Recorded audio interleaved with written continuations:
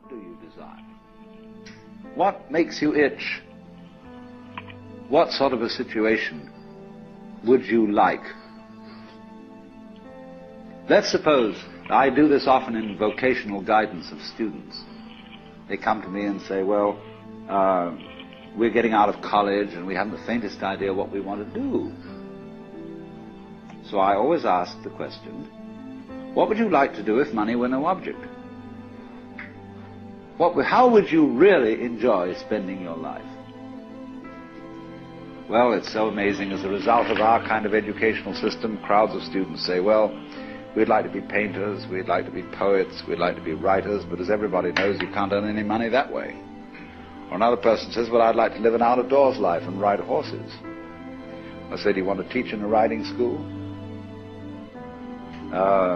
Let's go through with it. What do you want to do?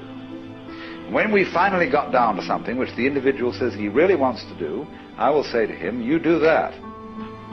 And forget the money. Because if you say that getting the money is the most important thing, you will spend your life completely wasting your time. You'll be doing things you don't like doing in order to go on living, that is, to go on doing things you don't like doing, which is stupid. Better to have a short life that is full of what you like doing than a long life spent in a miserable way. And after all, if you do really like what you're doing, it doesn't matter what it is, you can eventually turn it, you could eventually become a master of it. It's the only way to become a master of something, to be really with it. And then you'll be able to get a good fee for whatever it is. So don't worry too much. Somebody's interested in everything.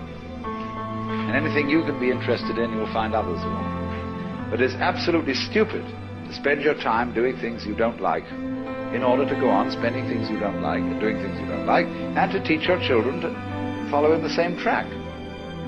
See, what we're doing is we're bringing up children and educating them to live the same sort of lives we're living, in order that they may justify themselves and find satisfaction in life by bringing up their children, to bring up their children to do the same thing, so it's all retch and no vomit. It never gets there. And so, therefore, it's so important to consider this question, what do I desire?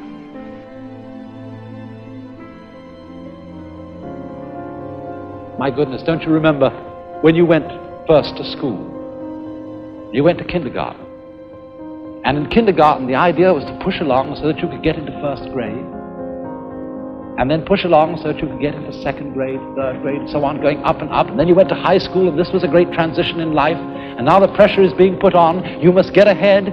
You must go up the grades and finally be good enough to get to college. And then when you get to college, you're still going step by step, up to the great moment in which you're ready to go out into the world.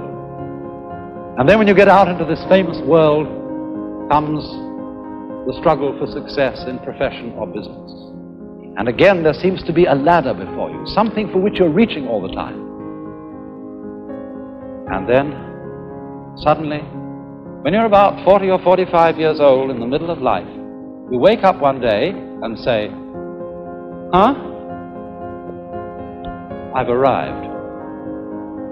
And by Jove, I feel pretty much the same as I've always felt. In fact, I'm not so sure that I don't feel a little bit cheated. Because, you see, you were fooled. You were always living for somewhere where you aren't. And while, as I said, it is of tremendous use for us to be able to look ahead in this way and to plan, there is no use planning for a future, which when you get to it and it becomes the present, you won't be there.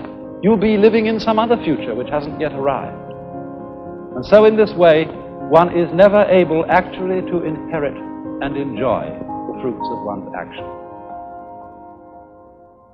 You can't live at all unless you can live fully now.